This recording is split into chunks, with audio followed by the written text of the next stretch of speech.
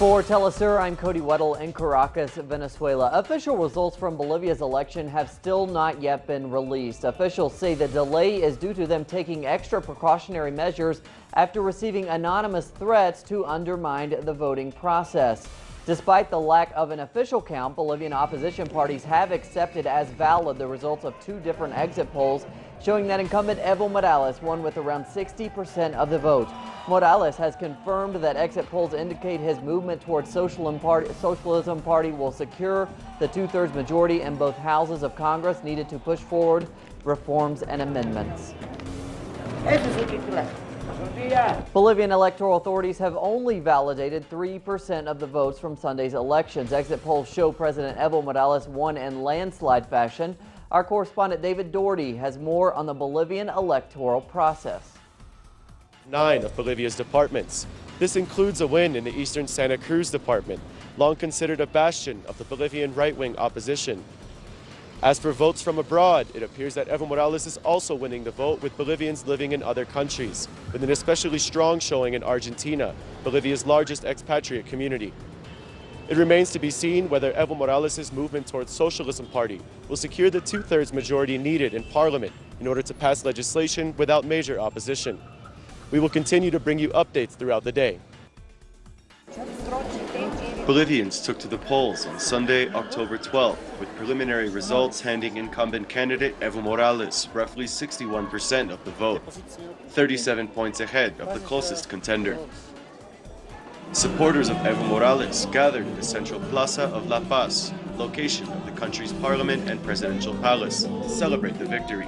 This triumph of the people and democracy is dedicated to the peoples of Latin America and the world who struggle against capitalism and imperialism. Voting reportedly took place without any major irregularities and included participation of a number of international observers. We have been in different parts of the country, and we have seen that the elections have developed in a climate of total normality. Citizens have been able to cast their vote calmly. We haven't verified any problems or inconveniences. This is Bolivia's 8th presidential election, held since establishing democracy in 1985, following a period of US-backed military dictatorships, and the 3rd election won by President Evo Morales, who first came to power in 2006. It appears that the Bolivian people are very democratic. We have now learned to build democracy. I think it's very positive. There is now a democratic maturity.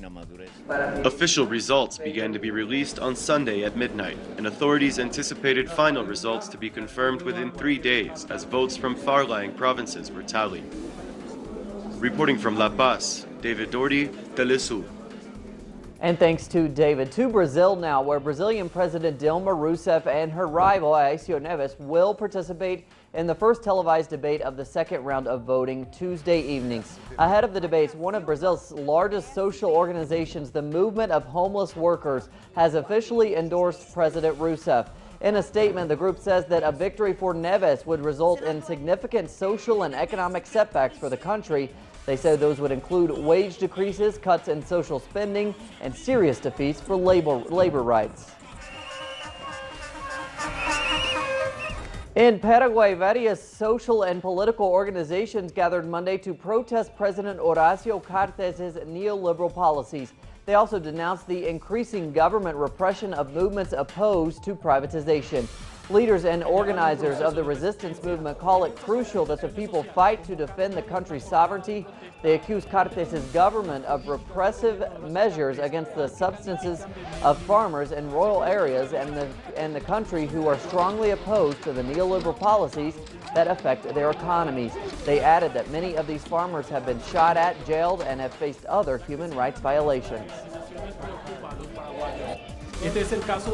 A group of 16 European Union parliamentary members has issued a letter to the Mexican government condemning the recent disappearance of 43 students nearly 2 weeks ago in the southern state of Guerrero. The letter threatens to suspend the bilateral global agreement between Mexico and the European Union until adequate trust is restored with regard to the respect for human rights.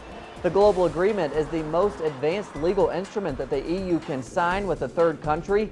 In response, Mexican authorities say they plan to expand the search for the missing students by distributing pamphlets and placing notices in newspapers.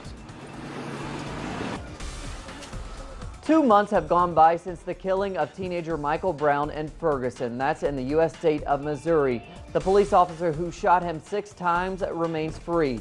Today marks the 3rd day of protests, and according to reports less than an hour ago, authorities arrested over 50 people. Hundreds of people demonstrated despite rain and a tornado alert. Here's our correspondent Alexandra Hall. Well, it's Moral Monday here in Ferguson, the 4th and last day of Ferguson October, a weekend of resistance. Protesters are planning a series of acts of civil disobedience today, starting here at the Wellspring Church in Ferguson. Last night, we saw a group of protesters assemble in South St. Louis in the neighborhood of Shaw, led by the parents and family members of Von Derek Myers, a black 18-year-old man who was shot by a police officer last week. One group of protesters split off to a nearby intersection where they played hopscotch and bounced around a beach ball, chanting they think it's a joke, they think it's a game, referring to police officers.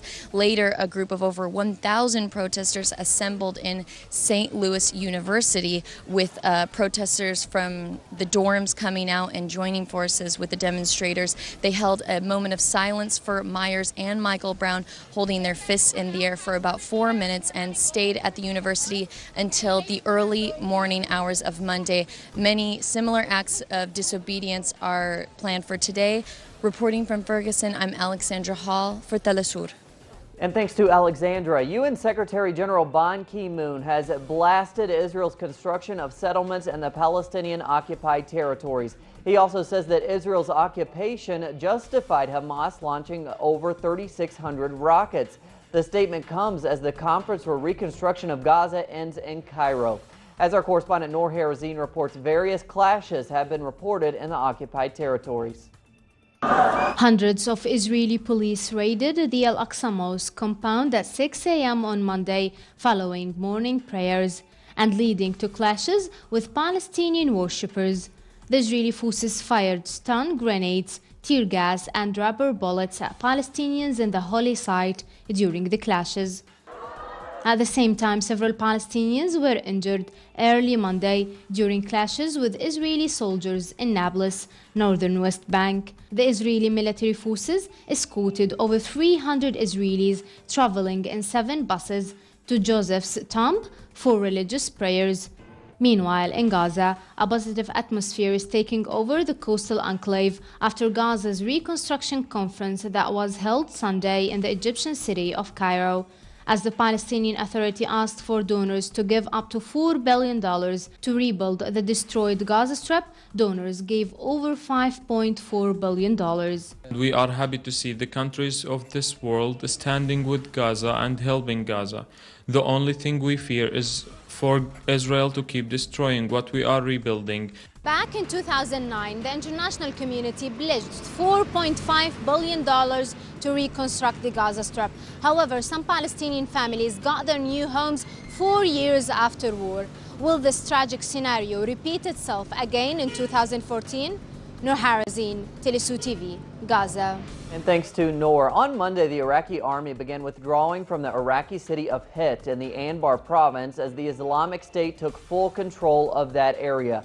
The United Nations has warned of a fresh refugee crisis in Iraq's western Anbar province.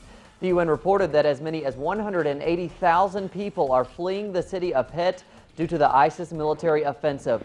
Hundreds of people have been killed during the past week as the extremists have increased bomb attacks across northern and western Iraq and in Baghdad.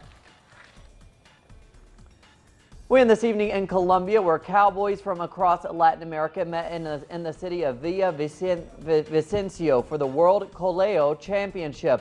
The event consists of a rodeo in which men on horses have to grab a bull by the tail, making him fall and then drag him on the floor. This cultural tradition dating to the colonial era continues to take place today despite protests from animal rights organizations.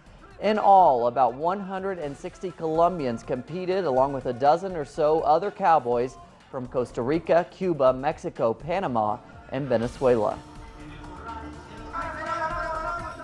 We have more on those stories and others at our website, telesurtv.net/English. For Telesur English, I'm Cody Weddle.